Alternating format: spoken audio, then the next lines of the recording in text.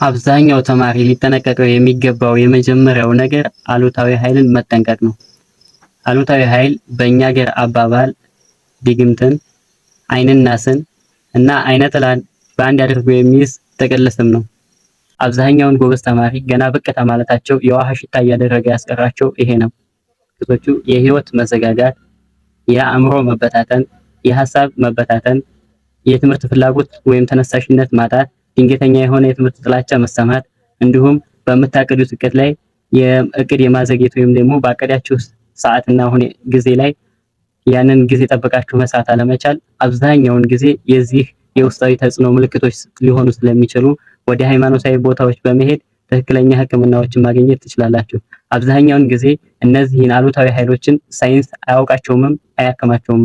እናም አብዛኛው ተማሪዎች ውስጣቸውን ያለውን እውነታ አዲስ የመጣ ስንፍና ወይንም ጉርምስና ተደርጎ እየተወሰደባቸው ብቻ ብዙውን ጊዜ ከትምህርት ዓለም ሲልቁና ስኬትም ወደኋላ እየሸሸቻቸው ሲሄዱ ይስተዋላል። መፍትሄው በጣም ቀላል ነው። አሁኑ ላይ ወደ ዩቲዩብ ሄዳችሁ ስልካችሁ ላይ ሩቅያ ፎር ስተዲ ፕሮግራም ብላችሁ በማውረድ ያንን ሁልጊዜ በማዳማጥ እነዚህን በሽታዎችን የመከላከል እድላችሁ በጣም ሁለተኛ የማሰቢያ ጊዜ ይኑርህ።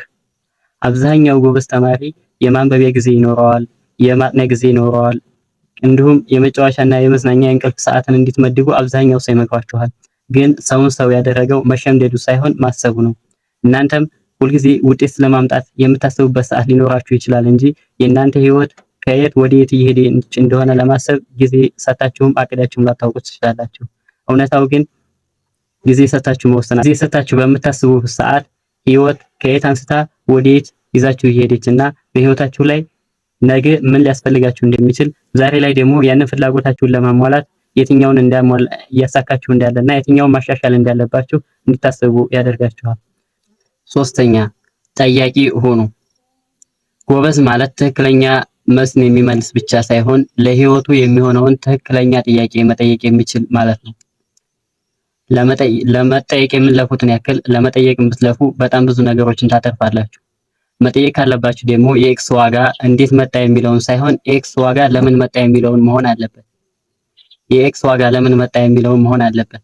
አብዛኛውን ጊዜ የምንማረውን ትምህርት ወደ ህይወታችን ተግባራዊ ክህሎቶችን ለማዳበር የምንቸገረው ገናውኑ ህፃን ሆነን እየተማርን ሳለ ለመጠየቅ እንጂ ለመጠየቅ ምንም አይነት ፍላጎትም የለንም ነበር። አሁን እንቅልፍ ያሳጣህ ሳብጀክት ወደፊት ለህይወትህ ምን ቫልዩ አድ ሊያደርግ እንደሚችል መጠየቅ አለባችሁ።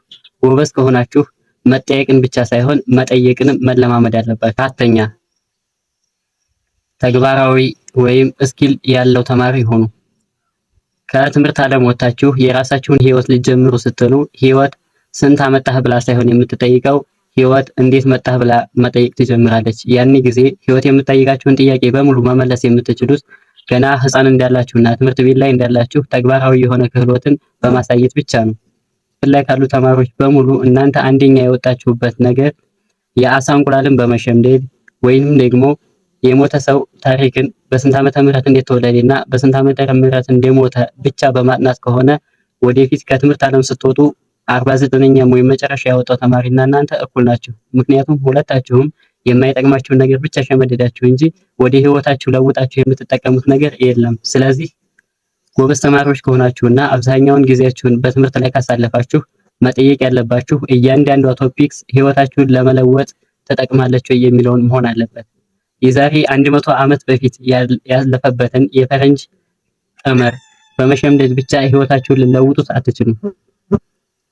ከትምህርት ዓለም ስትወጡ ደግሞ ኤክስን አምጣ የሚል ጥያቄ ሳይሆን የምትጠየቁት ተግባር አምጣ የሚል ጥያቄ ይሆናል። ሶስተኛ ሃይማኖታዊ ሁኑ።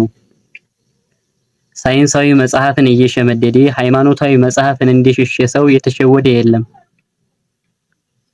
ሃይማኖትህ በዚህ ዓለም መጠበቂያ፣ በዛኛው ዓለም ደግሞ መሸለሚያ ነው። በሃይማኖት የታነጽክ ስትሆን ዓለም ላይ የሚነሱ ንፋሶች አያንቀሳቅሱህም፣ የተንኮል ማዕበላቶች አይገፉህም።